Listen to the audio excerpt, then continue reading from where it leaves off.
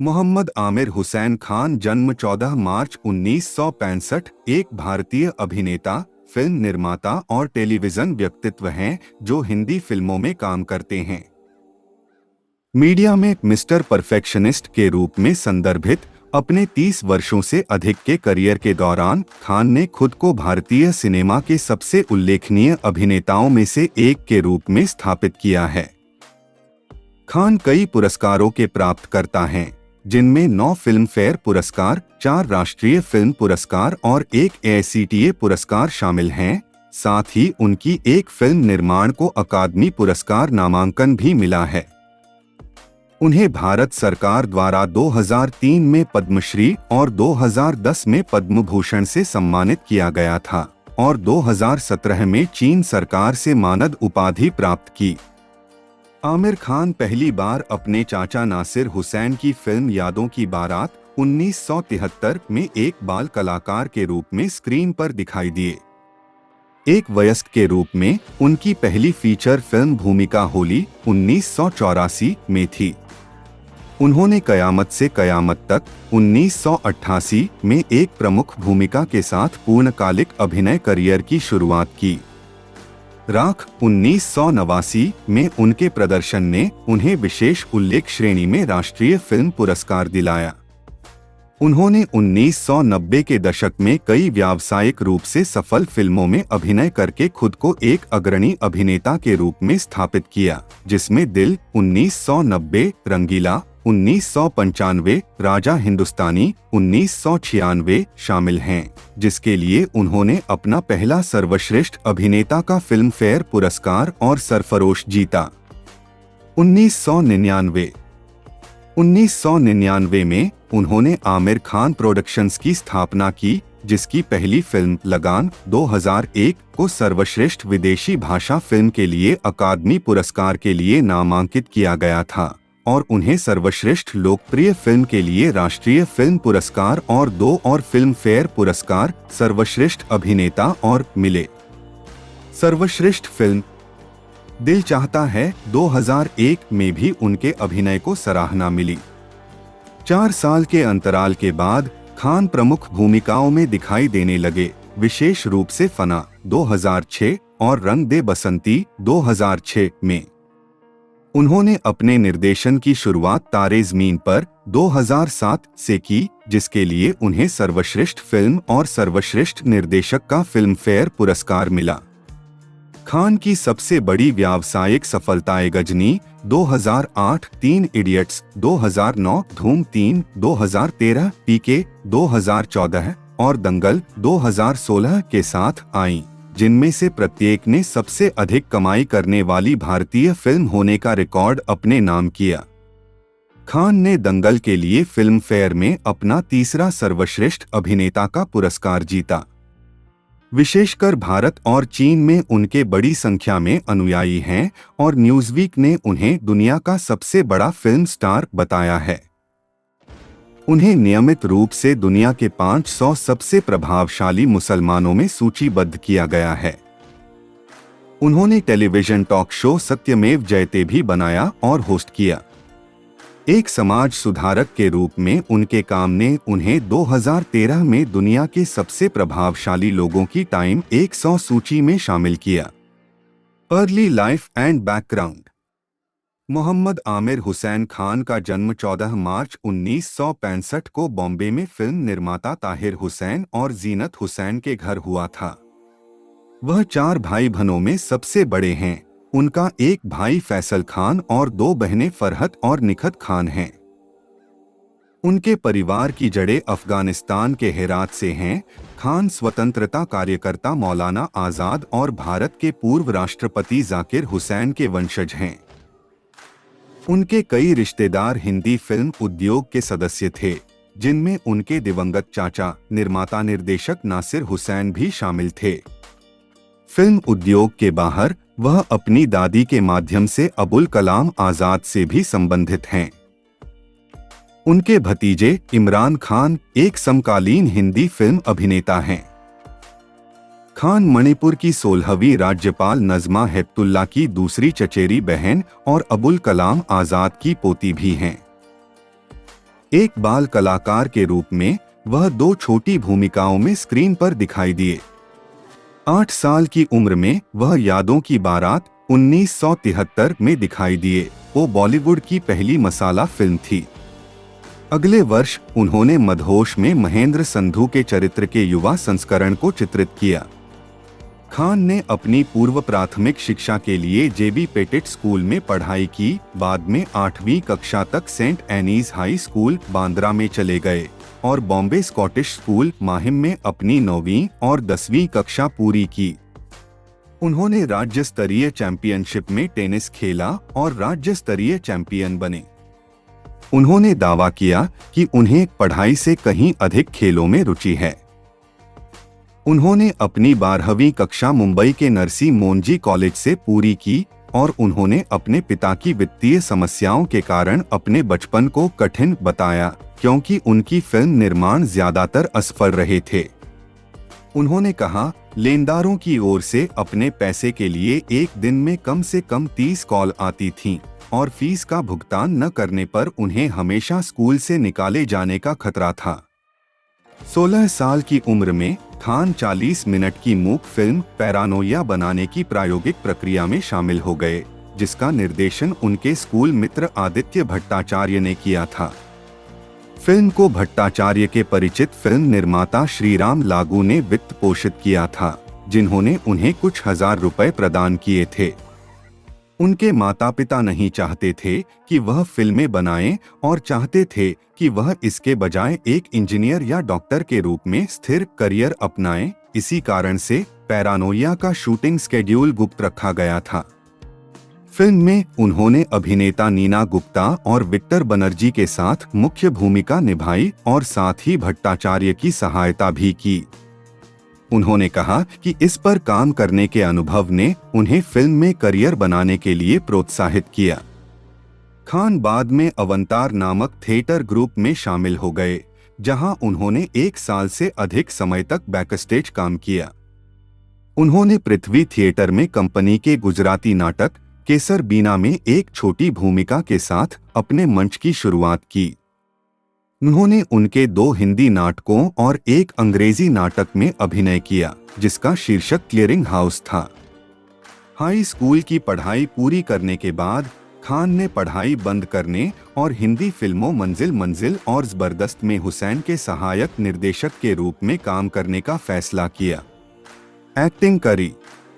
1984 से 1989 debut and career challenges. Hussain की सहायता करने के अलावा उन्होंने भारतीय फिल्म और टेलीविजन संस्थान के छात्रों द्वारा निर्देशित वृत्तचित्रों में अभिनय किया। निर्देशक केतन मेहता ने उन फिल्मों में खान को देखा और उन्हें कम बजट की प्रयोगात्मक फिल्म होली में एक भूमिका की पेशकश की। नवागंतुकों के समूह के साथ होली महेश एलकुंचवार के एक नाटक पर आधारित थी और भारत में रैगिंग की प्रथा पर आधारित थी। न्यूयॉर्क टाइम्स ने कहा कि फिल्म मेलोड्रामेटिक थी, लेकिन गैर पेशेवर अभिनेताओं द्वारा बहुत शालीनता और उत्साहपूर्वक प्रदर्शन किया गया। खान ने एक उपद्रवी कॉलेज छात्र की भूमिका निभाई, एक महत्वहीन भूमिका जिसे CNN ने चालाकी में कमी के रूप में वर्णित किया था।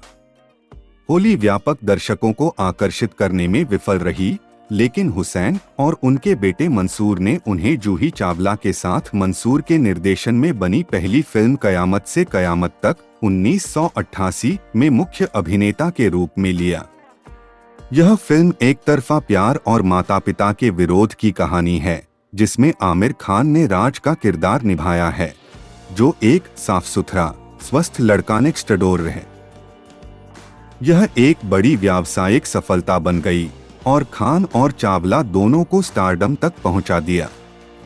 इसे 7 फिल्मफेयर पुरस्कार मिले, जिसमें उनके लिए सर्वश्रेष्ठ पुरुष पदार्पण ट्रॉफी भी शामिल थी।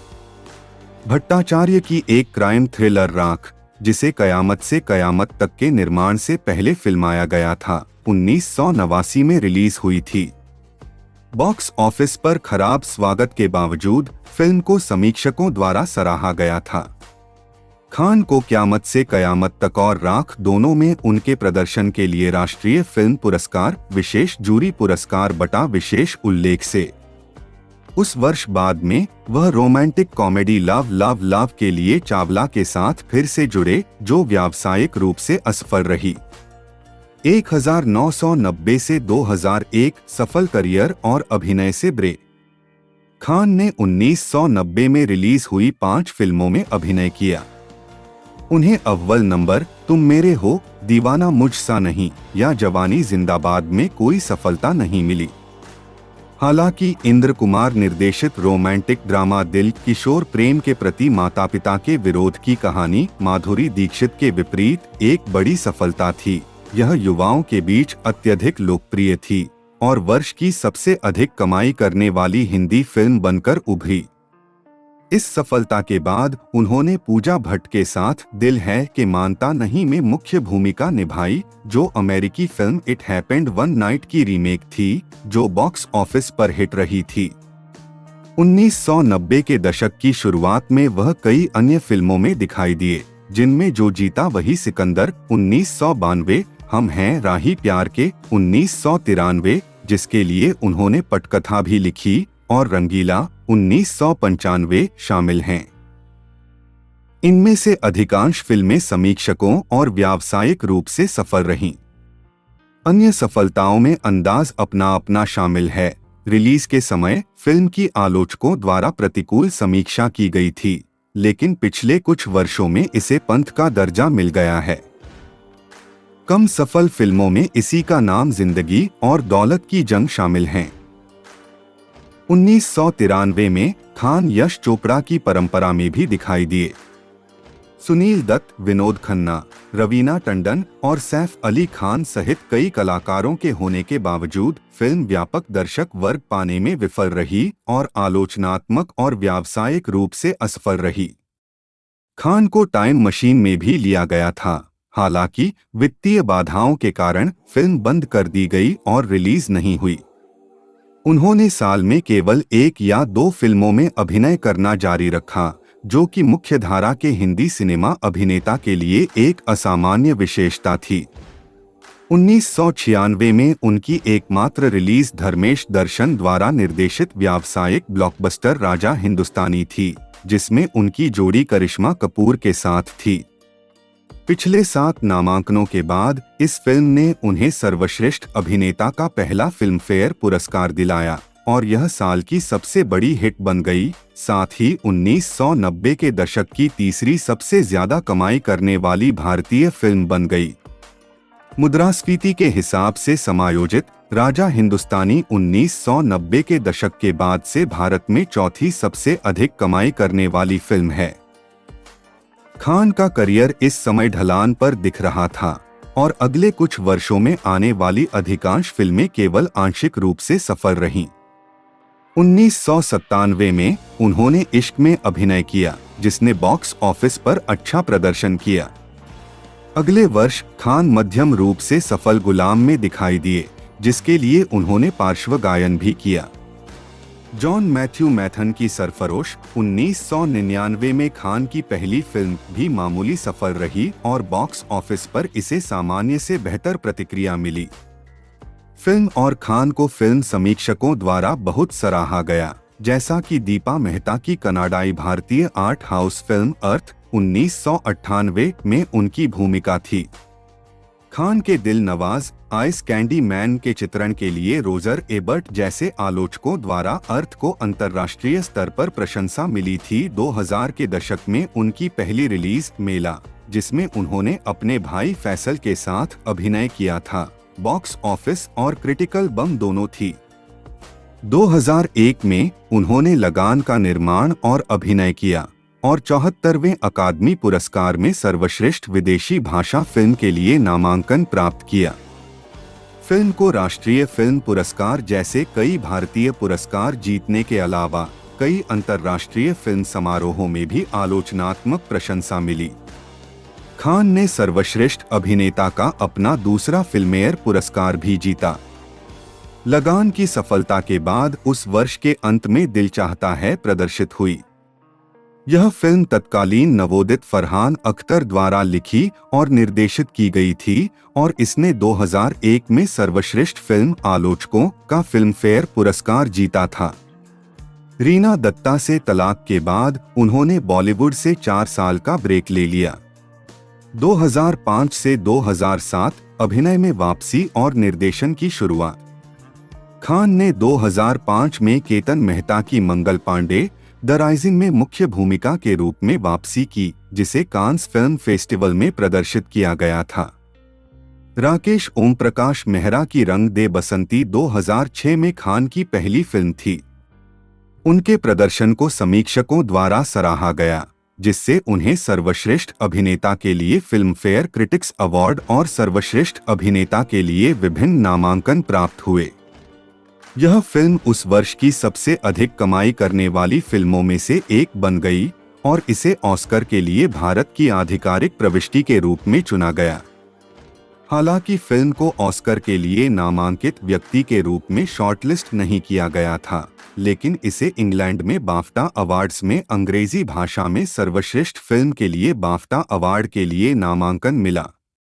खान की अगली फिल्म फना 2006 में उन्होंने एक कश्मीरी विद्रोही आतंकवादी की भूमिका निभाई, जो अर्थ के बाद उनकी दूसरी विरोधी भूमिका थी। इस भूमिका ने उन्हें कुछ अलग करने की रचनात्मक संभावनाएं प्रदान की। उनकी 2007 की फिल्म तारे ज़मीन पर का निर्माण भी उन्होंने ही किया था और यह उनके निर्देशन की पहली फिल्म थी। यह फिल्म, जो आमिर खान प्रोडक्शंस की दूसरी रिलीज थी, को आलोचकों और दर्शकों से सकारात्मक प्रतिक्रिया मिली। उनके प्रदर्शन को खूब सराहा गया, हालांकि उनके निर्देशन के लिए विशेष रूप से सराहना की गई। उन्हें 2007 का सर्वश्रेष्ठ निर्देशक और सर्वश्रेष्ठ फिल्म का फिल्मफेयर पुरस्कार मिला। साथ ही परिवार कल्याण पर सर्वश्रेष्ठ फिल्म का राष्ट्रीय फिल्म पुरस्कार भी मिला। फिल्म ने अन्य पुरस्कार जीते, जिनमें 2008 जी सिने अवार्ड्स और चौथा Apsara film and television producers guild awards शामिल हैं। शुरुआत में इस फिल्म को 2009 अकादमी पुरस्कार की सर्वश्रेष्ठ विदेशी फिल्म के लिए भारत की आधिकारिक प्रविष्टि के रूप में सराहा गया था। 2008 से 2017 वैश्विक सफलता। 2008 में खान फिल्म गजनी में दिखाई दिए। यह फिल्म एक बड़ी व्यावसायिक सफलता थी और उस वर्ष की सबसे अधिक कमाई करने वाली बॉलीवुड फिल्म बन गई। फिल्म में उनके प्रदर्शन के लिए उन्हें विभिन्न पुरस्कार समारोहों में कई सर्वश्रेष्ठ अभिनेता नामांकन और साथ ही उनका 15वां फिल्म फेयर सर्वश्रेष्ठ अभिनेता नामांकन प्राप्त हुआ। 2009 में वह 3 इडियट्स में रणछोड़दास चांचड़ के रूप में दिखाई दिए। यह फिल्म उस समय की सबसे अधिक कमाई करने वाली बॉलीवुड फिल्म बन गई और इसने गजनी द्वारा बनाए गए पिछले रिकॉर्ड को तोड़ दिया। 3 इडियट्स उस समय चीन और जापान जैसे पूर्वी एशियाई बाजारों में सफल होने वाली कुछ भारतीय फिल्मों में से एक थी, जिससे यह विदेशी बाजारों में अब तक की सबसे अधिक कमाई करने वाली बॉलीवुड फिल्म बन गई। मई 2012 में यह आधिकारिक तौर पर YouTube पर रिलीज होने वाली पहली भारतीय फिल्म थी। फिल्म ने 6 फिल्म फेयर पुरस्कार, सर्वश्रेष्ठ फिल्म और सर्वश्रेष्ठ निर्देशक सहित 10 स्टार स्क्रीन पुरस्कार, 8 आईफा पुरस्कार और 3 राष्ट्रीय फिल्म पुरस्कार जीते। विदेशों में इसने जापान के वीडियोयासन पुरस्कारों में ग्रैंड पुरस्कार जीता और इसे जापान अकादमी पुरस्कारों में सर्वश्रेष्ठ उत्कृष्ट विदेशी भाषा फिल्म के लिए नामांकित किया गया और चीन में सर्वश्रेष्ठ विदेशी फिल्म के लिए नामांकित किया गया। बीजिंग अंतर्राष्ट्रीय फिल्म महोत्सव। आमिर खान को भारतीय फिल्मों के लिए चीनी बाजार खोलने का श्रेय दिया जाता है। उनके पिता ताहिर हुसैन को पहले कारवां के साथ चीन में सफलता मिली थी, लेकिन उसके बाद देश में भारतीय फिल्मों में गिरावट आई, जब तक कि उन्होंने 21वीं सदी की शुरुआत में भारतीय फिल्मों के लिए चीनी बाजार नहीं खोल दिया। लगान देश भर में रिलीज होने वाली पहली भारतीय फिल्म बन गई। जब 3 इडियट्स चीन में रिलीज हुई तो देश केवल 15वां सबसे बड़ा फिल्म बाजार था। आंशिक रूप से उस समय चीन के व्यापक समुद्री डाकू डीवीडी वितरण के कारण, जिसने फिल्म को अधिकांश चीनी दर्शकों के लिए पेश किया, जो देश में एक पंथ हिट बन गई। चीनी फिल्म समीक्षा साइट डॉबन की रेटिंग के अनुसार यह चीन की सर्वकालिक 12वीं पसंदीदा फिल्म बन गई। केवल एक घरेलू चीनी फिल्म फेयरवेल माई कॉन्सुबाइन को उच्च स्थान मिला। परिणामस्वरूप उन्हें एक बड़ा बढ़ता हुआ चीनी प्रशंसक प्राप्त हुआ। 3 इडियट्स के वायरल होने के बाद उनकी कई अन्य फिल्में जैसे तारे ज़मीन पर और गजनी ने भी लोकप्रियता हासिल की। 2013 तक चीन दुनिया का दूसरा सबसे बड़ा फिल्म बाजार संयुक्त राज्य अमेरिका के बाद बन गया, जिसने धूम 3 2013, पीके 2014 और दंगल 2016 के साथ खान की बॉक्स ऑफिस सफलता में योगदान दिया। वह अगली बार मनोवैज्ञानिक अपराध थ्रिलर तलाश द आंसर लाइज विदिन में दिखाई दिए। रीमा कागती द्वारा निर्देशित और एक्सेल एंटरटेनमेंट और उनके अपने प्रोडक्शन हाउस द्वारा निर्मित इसमें उनके 2 सहकलाकारों ने अभिनय किया, करीना कपूर और रानी मुखर्जी। खान, जो कभी तैरना नहीं जानते थे, को पानी के भीतर इस दृश्य के लिए कठोर प्रशिक्षण से गुजरना पड़ा। उन्हें एक विशेषज्ञ प्रशिक्षक के तहत 3 महीने तक प्रशिक्षित किया गया और शूटिंग के लिए अच्छी तरह से तैयार किया गया। बॉक्स ऑफिस इंडिया के अनुसार तलाश द आंसर लाइज विदिन ने 3 सप्ताह में 895 रुपए मिलियन की कुल कमाई की और इसे हिट घोषित किया गया। उनका अगला उद्यम यशराज फिल्म्स के साथ धूम 3 था, जिसे उन्होंने अपने करियर की सबसे कठिन भूमिका माना। फिल्म 20 दिसंबर 2013 को दुनिया भर में रिलीज हुई थी। रिलीज के 2 दिन बाद बॉक्स ऑफिस इंडिया ने धूम 3 को 2013 की सबसे बड़ी हिट घोषित किया। फिल्म ने $2 बिलियन यूएस की कमाई की। 3 दिनों में दुनिया भर में $34.13 मिलियन और 10 दिनों में दुनिया भर में $4 बिलियन $68 मिलियन की कमाई की, जिससे यह अब तक की सबसे अधिक कमाई करने वाली बॉलीवुड फिल्म बन गई। 2014 में वह राजकुमार हिरानी की कॉमेडी ड्रामा पीके में एलियन के रूप में दिखाई दिए। फिल्म को आलोचनात्मक प्रशंसा मिली और यह अब तक की 4थी सबसे ज्यादा कमाई करने वाली बॉलीवुड फिल्म बनकर उभरी। राजा सेन ने फिल्म को विजय कहा और कहा, आमिर खान पीके में असाधारण हैं, एक अनूठा नासमझ चरित्र बना रहे हैं और उसे पूर्ण विश्वास के साथ निभा रहे हैं। फिल्म ने 2 फिल्म फेयर पुरस्कार जीते और जापान में टोक्यो शिंबुन द्वारा आयोजित 9वें टोक्यो समाचार पत्र फिल्म पुरस्कार समारोह में शीर्ष पुरस्कार प्राप्त किया। 2016 में उन्होंने दंगल का निर्माण और अभिनय किया और इसमें पहलवान महावीर सिंह फोगट की भूमिका निभाई। उन्होंने 20 से 60 साल की उम्र तक अलग अलग उम्र में उनका किरदार निभाया। युवा संस्करण को निभाने के लिए वजन कम करने से पहले उन्होंने बूढ़े फोगट को चित्रित करने के लिए 98 किलोग्राम वजन उठाया। फिल्म को समीक्षकों से सकारात्मक समीक्षा मिली और यह पीके को पछाड़कर घरेलू स्तर पर अब तक की सबसे अधिक कमाई करने वाली बॉलीवुड फिल्म बन गई, जिससे उसने 5वीं बार यह उपलब्धि हासिल की। दंगल चीन में भी एक सफल विदेशी ब्लॉकबस्टर फिल्म बन गई, जहां यह अब तक की 16वीं सबसे ज्यादा कमाई करने वाली फिल्म थी, 8वीं सबसे ज्यादा कमाई करने वाली विदेशी फिल्म और सबसे ज्यादा कमाई करने वाली गैर हॉलीवुड विदेशी फिल्म थी। दुनिया भर में यह अब तक की 5वीं सबसे ज्यादा कमाई करने वाली गैर अंग्रेजी भाषा की फिल्म बन गई और इसने उन्हें एक गैर हॉलीवुड अभिनेता के रूप में $42 मिलियन का सबसे अधिक वेतन दिया। दंगल को चीनी स्ट्रीमिंग प्लेटफॉर्म पर भी 350 मिलियन से अधिक बार देखा गया है।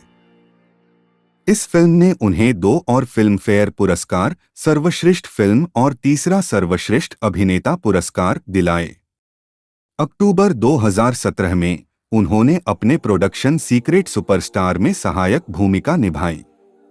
यह फिल्म दुनिया भर में अनुमानित 20 रुपए करोड़ यूएस $2.5 मिलियन के सीमित बजट पर 876 रुपए करोड़ यूएस $110 मिलियन की कमाई के साथ अब तक की सबसे अधिक लाभदायक फिल्मों में से एक बन गई और यह सबसे अधिक है।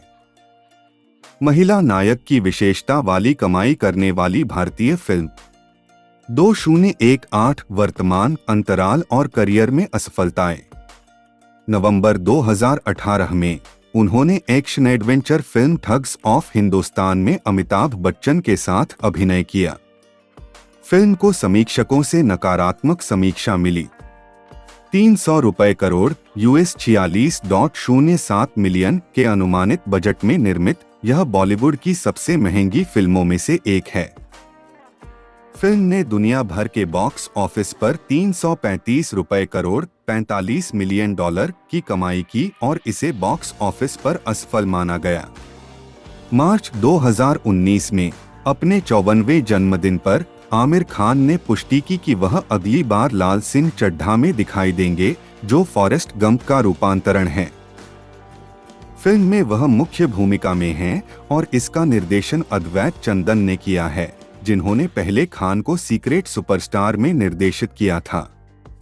11 अगस्त 2022 को फिल्म की रिलीज ने 4 साल के अंतराल के बाद खान की वापसी को चिन्हित किया, जिसे आलोचकों से मिश्रित समीक्षा मिली।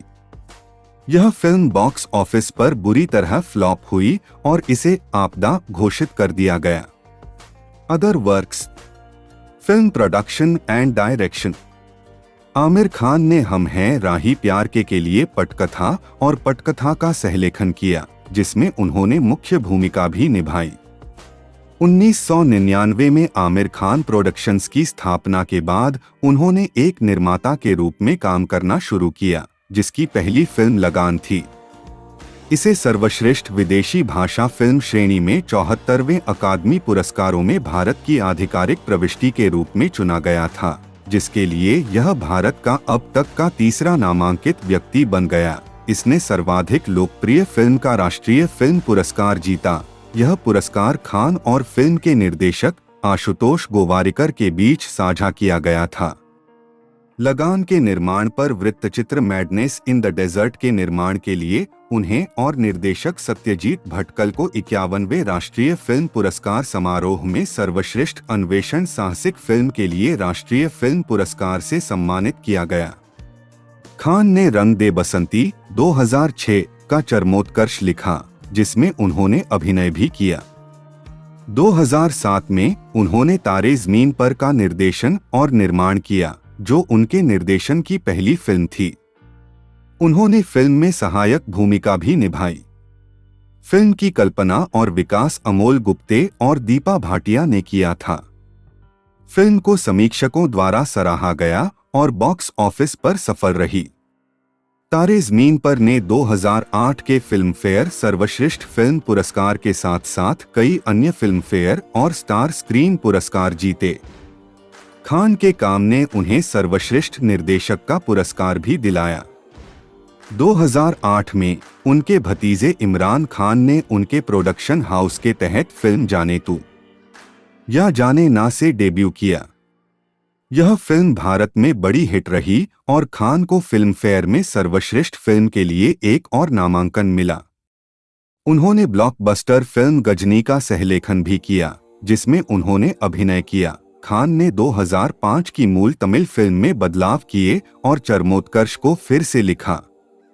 2010 में उन्होंने पीपली लाइव रिलीज की, जिसे 83वें अकादमी पुरस्कार की सर्वश्रेष्ठ विदेशी फिल्म श्रेणी के लिए भारत की आधिकारिक प्रविष्टि के रूप में चुना गया था। 2011 में उन्होंने अपनी होम प्रोडक्शन धोबी घाट राव द्वारा निर्देशित एक आर्ट हाउस फिल्म रिलीज की। उसी वर्ष खान ने यूटीवी मोशन पिक्चर्स के साथ अंग्रेजी भाषा की ब्लैक कॉमेडी फिल्म दिल्ली बेली का सहनिर्माण किया। फिल्म को आलोचकों की प्रशंसा मिली और यह व्यावसायिक रूप से सफल रही, जिसका घरेलू राजस्व 550 रुपए मिलियन $11 मिलियन से अधिक था। 2012 में उन्होंने रीमा कागती की नवनोयर रहस्य फिल्म तलाश में अभिनय किया, जो एक्सेल एंटरटेनमेंट और आमिर खान प्रोडक्शंस का संयुक्त निर्माण था। फिल्म को भारत में सेमी हिट घोषित किया गया और इसने दुनिया भर में $1.74 बिलियन $32 मिलियन की कमाई की। उनका अगला प्रोडक्शन सीक्रेट सुपरस्टार था, जो अपने सीमित बजट के अनुपात में अब तक की सबसे अधिक लाभदायक फिल्मों में से एक बन गई। चीन में सीक्रेट सुपरस्टार ने दंगल के शुरुआती सप्ताहांत में सबसे ज्यादा कमाई करने वाली भारतीय फिल्म का रिकॉर्ड तोड़ दिया। चीन में एक सुपरस्टार के रूप में खान की स्थिति मजबूत हो गई। सीक्रेट सुपरस्टार तीसरी सबसे ज्यादा कमाई करने वाली भारतीय फिल्म है। हर समय उनकी फिल्मों ने चीनी बाजार में हॉलीवुड को प्रतिस्पर्धा दी। दंगल और सीक्रेट सुपरस्टार जैसी फिल्मों की सफलता ने चीनी वितरकों के लिए भारतीय फिल्म आयात की खरीद कीमतों को बढ़ा दिया। चीनी बॉक्स ऑफिस से सीक्रेट सुपरस्टार के लिए खान की कमाई अनुमानित रूप से 190 करोड़ $27.78 मिलियन है। वो किसी भी अन्य भारतीय अभिनेता निर्माता की फिल्म से हुई कमाई से अधिक है। इस फिल्म ने आमिर खान की चीनी बॉक्स ऑफिस कुल कमाई 346.5 मिलियन ₹2,231 करोड़ तक बढ़ा दी है। टेलीविजन। आमिर खान ने 6 मई 2012 को अपने टॉक शो सत्यमेव जयते के साथ टेलीविजन पर शुरुआत की, जो सामाजिक मुद्दों से संबंधित था। रेडियो पर खान ने कहा कि अभूतपूर्व सार्वजनिक प्रतिक्रिया को देखते हुए वह इसका दूसरा सीजन लेकर आएंगे। दिखाओ।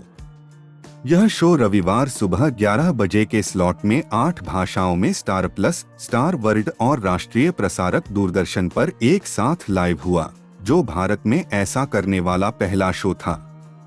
इसे सामाजिक कार्यकर्ताओं, मीडिया घरानों, डॉक्टरों और फिल्म और टेलीविजन हस्तियों से सकारात्मक समीक्षा और प्रतिक्रिया मिली। खान को उनके इस प्रयास के लिए सराहना भी मिली।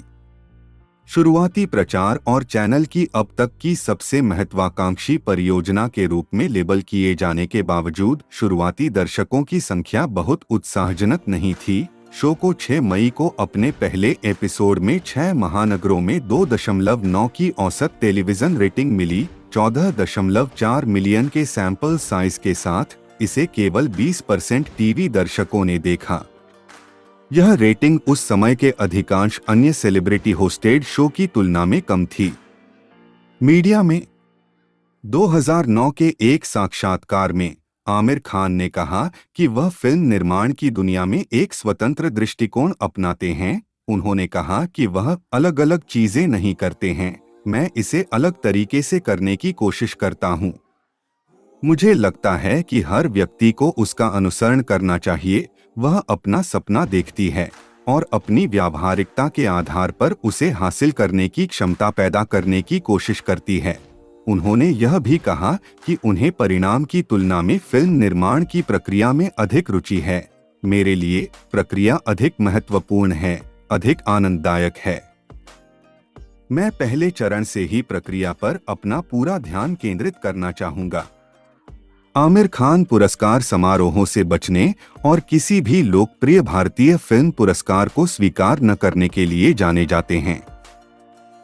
हालांकि उन्हें कई बार नामांकित किया गया है, खान ने किसी भी भारतीय फिल्म पुरस्कार समारोह में भाग नहीं लिया है और कहा है कि भारतीय फिल्म पुरस्कारों में विश्वसनीयता की कमी है। जब उनसे लोकप्रिय भारतीय फिल्म पुरस्कारों की चयन प्रक्रिया और प्रामाणिकता के बारे में पूछा गया तो उन्होंने जवाब दिया, तथ्य यह है कि मुझे फिल्म पुरस्कारों से कोई आपत्ति नहीं है।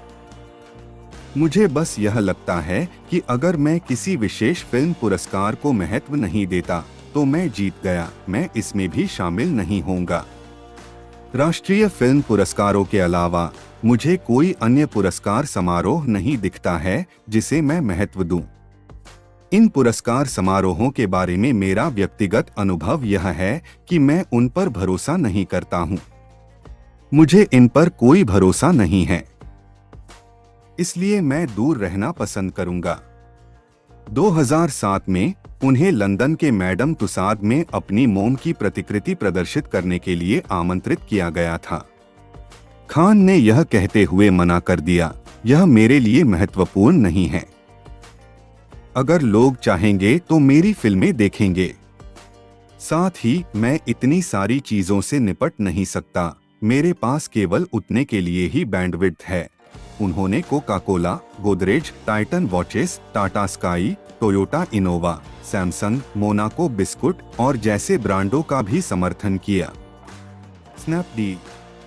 अप्रैल 2013 में वह टाइम पत्रिका की दुनिया के 100 सबसे प्रभावशाली लोगों की सूची में शामिल थे। खान को सितंबर 2012 के अंक में टाइम के एशिया संस्करण के कवर पर खान क्वेस्ट शीर्षक के साथ चित्रित किया गया था। वह भारत की सामाजिक बुराइयों से निपटकर बॉलीवुड के ढांचे को तोड़ रहे हैं। क्या कोई अभिनेता किसी देश को बदल सकता है? भारत में अत्यधिक लोकप्रिय होने के अलावा वह विदेशों में भी अत्यधिक लोकप्रिय हैं, विशेष रूप से चीन में दूसरा सबसे बड़ा फिल्म बाजार। वह चीनी सोशल मीडिया साइट सिना वीबो पर भारतीय प्रधानमंत्री नरेंद्र मोदी से ऊपर सबसे अधिक फॉलो किए जाने वाले भारतीय नागरिक हैं। खान तुर्की, हांगकांग और सिंगापुर सहित कई अन्य देशों में भी लोकप्रिय हैं। फरवरी 2015 में आमिर खान ने एक लोकप्रिय online comedy group all India Bakchod के सेलिब्रिटी रोस्ट एपिसोड के लिए अपने विचार रखे। उन्होंने कहा, मैं पूरी तरह से अभिव्यक्ति की स्वतंत्रता में विश्वास करता हूं, कोई समस्या नहीं है। लेकिन हमें यह समझना होगा कि हम सभी की एक निश्चित जिम्मेदारी है। जब मैंने सुना कि मुझे क्या बताया जा रहा है तो मुझे लगा कि यह एक हिंसक घटना थी। उन्होंने आगे कहा कि हिंसा सिर्फ शारीरिक नहीं है बल्कि इसके मौखिक पहलू भी हैं। उन्होंने रोस्ट को एक बेशर्म कृत्य बताया और यहां तक कि फिल्म उद्योग से अपने दोस्तों करण, रणवीर और अर्जुन को भी बुलाया। भारतीय मीडिया में अपने काम के प्रति समर्पण के लिए उन्हें अक्सर मिस्टर परफेक्शनिस्ट कहा जाता है। चीनी मीडिया में उन्हें अक्सर भारत का राष्ट्रीय खजाना या भारत की अंतरात्मा के रूप में संदर्भित किया जाता है, क्योंकि उनके अधिकांश काम भारतीय समाज में व्यापक विभिन्न सामाजिक मुद्दों से निपटते हैं, जिनमें से कुछ चीनी समाज के लिए भी प्रासंगिक हैं, जिस तरह से घरेलू चीनी फिल्में अक्सर चित्रित नहीं करती हैं। उनके काम को चीन में बहुत सराहा जाता है। तारे ज़मीन पर 2007, 3 इडियट्स 2009 और दंगल 2016 जैसी फिल्मों के साथ साथ उनका टेलीविजन शो सत्यमेव जयते 2012 से 2014 भी सबसे ज्यादा लोकप्रिय है। डॉबन पर रेटेड प्रोडक्शंस।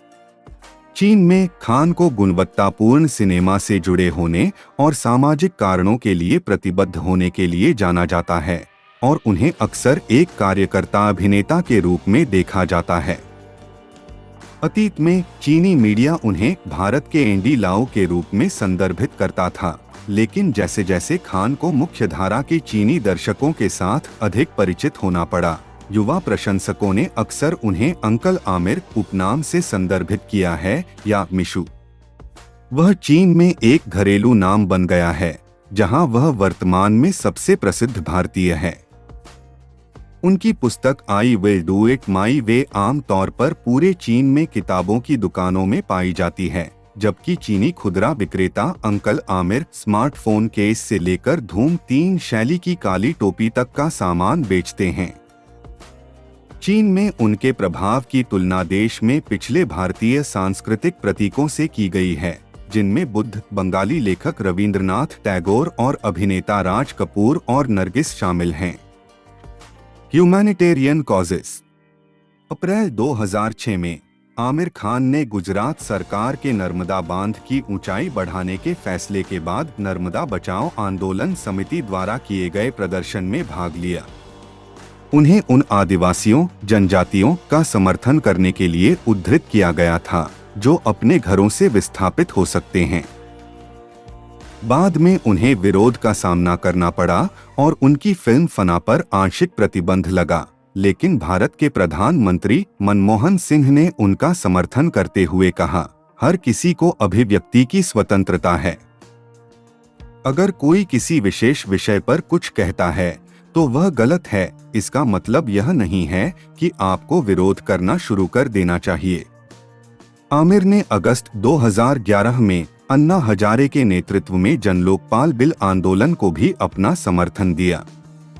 वह सामान्य कारणों का समर्थन करते रहे हैं। 2012 के बजट में मनोरंजन कर पर विचारों के बारे में पूछे जाने पर खान ने कहा, मैं इसमें कोई कटौती नहीं चाहता, मैं केवल शिक्षा और पोषण पर ध्यान केंद्रित करने की उम्मीद करता हूं। अन्य सदस्यों के साथ तीखे मतभेदों का सामना करने के बाद उन्होंने फरवरी 2010 में भारत सरकार के कॉपीराइट पैनल को छोड़ दिया। 3 इडियट्स के प्रचार के दौरान उन्होंने भारत के विभिन्न हिस्सों की यात्रा की, ज्यादातर छोटे शहरों की। उन्होंने कहा कि मुंबई के फिल्म निर्माता छोटे शहरों वाले भारत को नहीं समझते हैं। क्षेत्रीय भारत तक पहुंचने का यह अनुभव सत्यमेव जयते में बढ़ाया गया था। 16 जुलाई 2012 को खान ने प्रधानमंत्री और सामाजिक न्याय और अधिकारिता मंत्री से मुलाकात की और हाथ से मैला ढोने वालों की दुर्दशा पर चर्चा की और देश में हाथ से मैला ढोने की प्रथा को खत्म करने की मांग की। 30 नवंबर 2011 को उन्हें बाल पोषण को बढ़ावा देने के लिए यूनिसेफ का राष्ट्रीय ब्रांड एम्बेसडर नियुक्त किया गया था। कुपोषण के बारे में जागरूकता बढ़ाने के लिए सरकार द्वारा आयोजित आईसी अभियान का हिस्सा हैं। उन्हें नारीवाद और भारत में बेहतर शिक्षा जैसे मुद्दों का समर्थन करने के लिए भी जाना जाता है, जो उनकी कई फिल्मों के विषय हैं। चीन में उनकी क्रॉसओवर सफलता को भारतीय सॉफ्ट पावर के रूप में वर्णित किया गया है। दोनों देशों के बीच राजनीतिक तनाव जैसे डोकलाम और मालदीव के बावजूद चीन भारत संबंधों को बेहतर बनाने में मदद मिली। खान ने कहा कि वह भारत चीन संबंधों को बेहतर बनाने में मदद करना चाहते हैं। खान के चीन में एक घरेलू नाम होने के कारण उन्हें भारतीय वाणिज्य मंत्रालय द्वारा चीन में भारत का ब्रांड एम्बेसडर माना गया है, जो चीन के साथ व्यापार घाटे को कम करने में योगदान दे सकता है। 2016 में आमिर खान ने अगले 5 वर्षों में राज्य को सूखा मुक्त बनाने के लिए महाराष्ट्र सरकार के साथ मिलकर काम किया। वह पिछले 3 साल से श्रमदान कर रहे हैं। उन्होंने लोगों से इस कार्य में शामिल होने और श्रमदान करके जल मित्र बनने के लिए कहा। खान ने पत्रकारों को समझाते हुए कहा, लोकप्रिय टीवी शो सत्यमेव जयते के ऑन एयर नहीं होने का कारण कोर्ट का फैसला नहीं था, बल्कि इस शो में काम करने वाले सभी निर्माता, निर्देशक और प्रतिभाएं इस जल परियोजना में व्यस्त थे।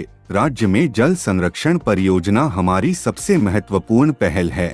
वह राव के साथ पानी फाउंडेशन के सहसंस्थापक हैं। फाउंडेशन एक गैर लाभकारी, गैर सरकारी संगठन है जो भारत के महाराष्ट्र में सूखे की रोकथाम और वाटरशेड प्रबंधन के क्षेत्र में सक्रिय है।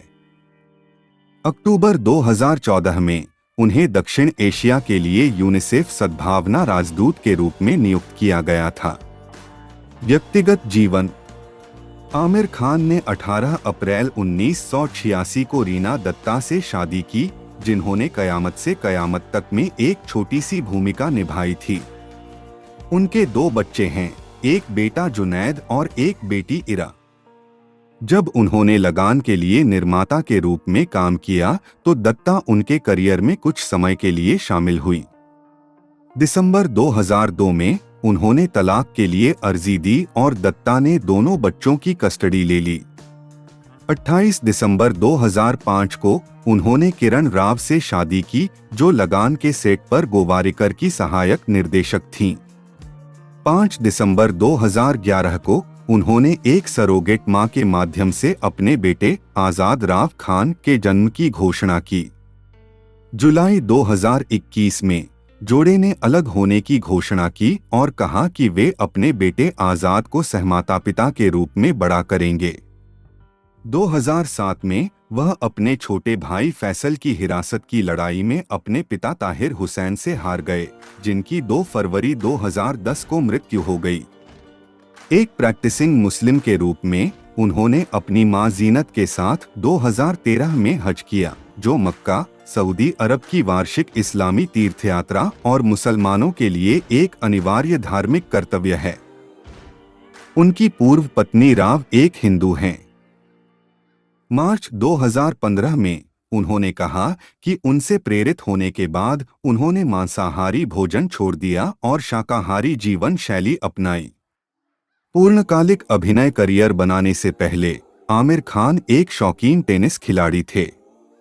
उन्होंने 1980 के दशक में राज्य स्तरीय चैंपियनशिप में पेशेवर रूप से खेला और पूर्णकालिक अभिनय करियर में प्रवेश करने से पहले राज्य स्तरीय टेनिस चैंपियन बन गए। 2014 में उन्होंने इंटरनेशनल प्रीमियर टेनिस लीग के लिए एक प्रदर्शनी मैच में भाग लिया, जिसमें ग्रैंड स्लैम विजेता रोजर फेडरर और नोवाक जोकोविच के साथ साथ सानिया मिर्जा के साथ युगल खेला। उनके बच्चों ने भी मनोरंजन उद्योग में कदम रखा है। सितंबर 2019 में इरा ने सोशल मीडिया पर घोषणा की कि वह एक नाटकीय प्रोडक्शन का निर्देशन करेंगी, जो उनका पहला यूरिपिड्स मीडिया का एक संस्करण होगा। कमल हासन की पूर्व पत्नी और अनुभवी अभिनेत्री सारिका और उनकी बेटी अक्षरा हासन ने नाटक का निर्माण किया और खान की बहन फरहत दत्ता ने इसके प्रचार के लिए एक पोस्टर बनाया था। राजनीतिक विवाद। गुजरात 2006 में आमिर खान ने सरदार सरोवर बांध की ऊंचाई बढ़ाने के खिलाफ कार्यकर्ता मेधा पाटकर के नेतृत्व में नर्मदा बचाओ आंदोलन को अपना समर्थन दिया। गुजरात में अपनी फिल्म फना का प्रचार करते समय उन्होंने भारतीय जनता पार्टी भाजपा के गुजरात के मुख्यमंत्री नरेंद्र मोदी के नर्मदा बांध के प्रबंधन और विस्थापित ग्रामीणों के पुनर्वास की आवश्यकता के बारे में कुछ टिप्पणियां की। इन टिप्पणियों पर भाजपा ने नाराजगी जताई और गुजरात सरकार ने खान से माफी की मांग की। उन्होंने माफी मांगने से इनकार करते हुए कहा, मैं बिल्कुल वही कह रहा हूं जो सुप्रीम कोर्ट ने कहा है। मैंने केवल गरीब किसानों के पुनर्वास के लिए कहा था। मैंने बांध के निर्माण के खिलाफ कभी नहीं बोला। मैं इस मुद्दे पर अपनी टिप्पणियों के लिए माफी नहीं मांगूंगा। पूरे गुजरात राज्य में फना पर अनौपचारिक प्रतिबंध लगा दिया गया। फिल्म और खान के खिलाफ विरोध प्रदर्शन हुए, जिसमें उनके पोस्टर जलाना भी शामिल था। परिणामस्वरूप कई मल्टीप्लेक्स मालिकों ने कहा कि वे ग्राहकों को सुरक्षा प्रदान नहीं कर सकते और गुजरात के सभी थिएटर मालिकों ने फिल्म प्रदर्शित करने से इनकार कर दिया। नवंबर 2015 में आमिर खान ने भारत में राजनीतिक घटनाओं के जवाब में दी इंडियन एक्सप्रेस अखबार द्वारा आयोजित नई दिल्ली में एक कार्यक्रम में भारत में बढ़ती असहिष्णुता के बारे में अपनी और राव की भावनाओं को व्यक्त किया, जिसमें मुसलमानों और बुद्धिजीवियों के खिलाफ हिंसक हमले शामिल थे और देश की सत्तारूढ़ भारतीय जनता पार्टी भाजपा की मोदी सरकार की ओर से त्वरित या कड़ी निंदा का आभार। उन्होंने टिप्पणी की कि राव ने अपने परिवार के डर से भारत से बाहर चले जाने का सुझाव दिया। भाजपा ने खान को डराने के लिए अपने सोशल मीडिया सेल के माध्यम से एक ऑनलाइन अभियान चलाया। आगामी राजनीतिक विवाद को भारतीय मीडिया में असहिष्णुता विवाद के रूप में संदर्भित किया गया और सोशल मीडिया पर एक बहस शुरू हो गई। खान को अपनी टिप्पणियों के लिए तीव्र प्रतिक्रिया का सामना करना पड़ा। समाज के कुछ वर्गों ने उन्हें राष्ट्र विरोधी करार दिया, जबकि अन्य लोगों ने उनकी चिंताओं के बारे में सहमति व्यक्त की और उनका समर्थन किया। एक हिंदू पत्नी वाले भारतीय मुस्लिम के खिलाफ अधिकांश प्रतिक्रिया हिंदू राष्ट्रवादी समूहों से आई थी। सुदूर दक्षिणपंथी राजनीतिक दल शिवसेना ने खान के बयान की तीखी आलोचना की, इसे विश्वासघात की भाषा करार दिया और भाजपा ने इस घटना की नैतिक अपराध के रूप में निंदा की। विवाद के मद्देनजर लुधियाना में शिवसेना द्वारा पोस्टर जलाए गए। पंजाब के शिवसेना प्रमुख राजीव टंडन ने भी एक हिंसक धमकी देते हुए खान को थप्पड़ मारने वाले को 1 लाख रुपए US 558.8 का इनाम देने की पेशकश की। परिणामस्वरूप खानों को अतिरिक्त पुलिस सुरक्षा दी गई।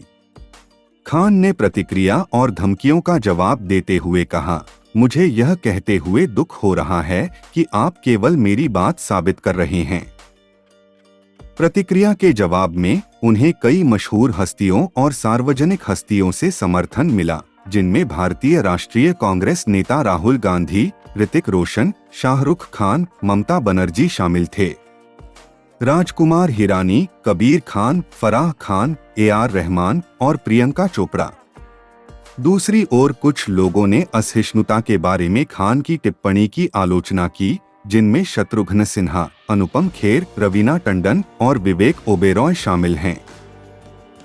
बाद में उन्होंने कहा कि वह देश नहीं छोड़ रहे हैं।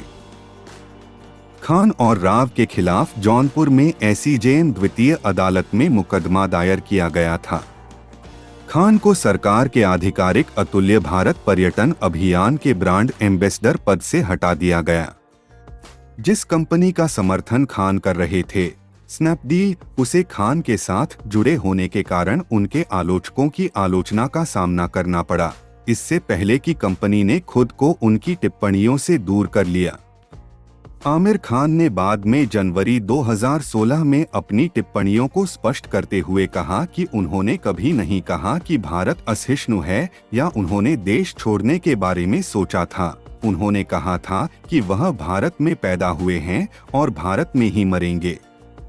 उन्होंने कहा कि उनकी टिप्पणियों को संदर्भ से परे ले जाया गया और इसके लिए कुछ हद तक मीडिया जिम्मेदार है। इसके बावजूद उन्हें वर्ष के अंत में दंगल के खिलाफ विरोध और बहिष्कार के आह्वान का सामना करना पड़ा। अक्टूबर 2016 में विश्व हिंदू परिषद ने फिल्म के खिलाफ विरोध प्रदर्शन का आह्वान किया। दिसंबर 2016 में इसकी रिलीज के बाद ट्विटर पर बॉयकॉट दंगल ट्रेंड करने लगा और भाजपा महासचिव कैलाश विजयवर्गीय ने फिल्म के खिलाफ विरोध प्रदर्शन का आह्वान किया। फिल्म के बहिष्कार के आह्वान के बावजूद दंगल एक बड़ी हिट साबित हुई। भारत में 500 रुपए करोड़ $74 41 मिलियन से अधिक की कमाई की।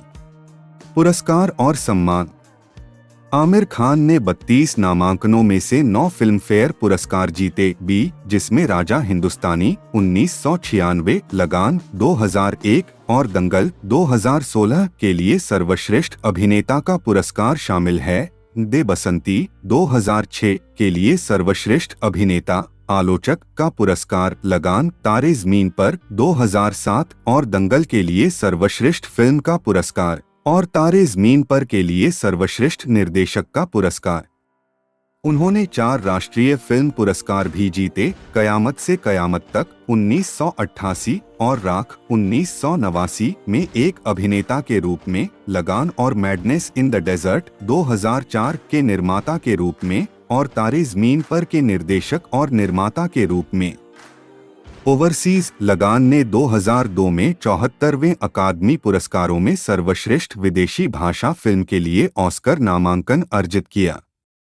बाद में उन्होंने ऑस्कर में लगान की हार पर टिप्पणी की, निश्चित रूप से हम निराश थे, लेकिन जो चीज वास्तव में कायम रही, हमारा हौसला यह था कि पूरा देश हमारे पीछे है। ऑस्कर नामांकन के अलावा लगान को सर्वश्रेष्ठ गैर यूरोपीय फिल्म के लिए यूरोपीय फिल्म पुरस्कार नामांकन मिला और Bergen international film festival, Leeds international सहित कई अंतर्राष्ट्रीय फिल्म समारोहों में पुरस्कार जीते। Film festival, Locarno international film festival, नेट फिल्म फेस्टिवल और पोर्टलैंड इंटरनेशनल फिल्म फेस्टिवल। तारे मीन पर भी भारत की ओर से ऑस्कर के लिए भेजी गई थी, लेकिन उसे नामांकन नहीं मिला। एक और खान प्रोडक्शन, पीपली लाइव 2010 ऑस्कर के लिए भारत की ओर से प्रस्तुत किया गया था, जबकि धोबी घाट 2011 को अंग्रेजी भाषा में सर्वश्रेष्ठ फिल्म के लिए बाफ्टा पुरस्कार के लिए लंबे समय से सूचीबद्ध किया गया था, हालांकि दोनों को नामांकित नहीं किया गया था। 2017 में दंगल ने उन्हें ऑस्ट्रेलिया के 7वें ACTA अवार्ड्स में पहला सर्वश्रेष्ठ एशियाई फिल्म पुरस्कार जीता और साथ ही चीन के डॉबन फिल्म अवार्ड्स से वर्ष की सर्वश्रेष्ठ फिल्म और शीर्ष विदेशी अभिनेता का पुरस्कार भी जीता, और यह था 68वें बर्लिन अंतर्राष्ट्रीय फिल्म महोत्सव के लिए एक पुरस्कार नामांकित व्यक्ति। आमिर खान को उनके विशिष्ट योगदान के लिए 2003 में भारत सरकार से पद्मश्री और 2010 में पद्म भूषण और मौलाना आजाद राष्ट्रीय उर्दू विश्वविद्यालय MANU द्वारा मानद डॉक्टरेट की मानद उपाधि सहित मानद प्रशंसा मिली है। भारतीय सिनेमा और मनोरंजन उद्योग। 2011 में उन्होंने जूरी का सदस्य बनने के लिए बर्लिन फिल्म फेस्टिवल का निमंत्रण स्वीकार कर लिया। इससे पहले 2008 के बाद से 3 बार उनके प्रस्ताव को ठुकरा दिया था। 2012 में वह टाइम 100 की सबसे अधिक सूची में शामिल हुए। दुनिया के प्रभावशाली लोग। 2017 में academy of motion picture arts and sciences ने खान को सदस्य बनने के लिए आमंत्रित किया और उन्हें चीन सरकार से भारत के राष्ट्रीय खजाने के लिए पुरस्कार मिला। कई पुरस्कार और सम्मान जीतने के बावजूद आमिर खान को भारतीय फिल्म पुरस्कार समारोहों में भाग लेने या पुरस्कार स्वीकार करने से इनकार करने के लिए जाना जाता है। यह कभी कभी विवाद का कारण बना, विशेष रूप से 2017 के राष्ट्रीय फिल्म पुरस्कारों में, जहां उन्हें दंगल में उनके प्रदर्शन के लिए सर्वश्रेष्ठ अभिनेता के पुरस्कार से हटा दिया गया था। समिति के सदस्य प्रदर्शन ने बताया कि पुरस्कार समारोह में भाग लेने से इनकार करने के कारण वे उन्हें पुरस्कार नहीं देना चाहते थे। भारतीय पुरस्कार समारोहों से बचने के बावजूद उन्होंने 2002 अकादमी पुरस्कारों के लिए एक अपवाद बनाया। उनका तर्क यह था कि उन्होंने इसे अपनी फिल्म लगान के व्यापक दर्शकों तक पहुंचने के अवसर के रूप में देखा, लेकिन उन्हें पुरस्कार की ज्यादा परवाह नहीं थी।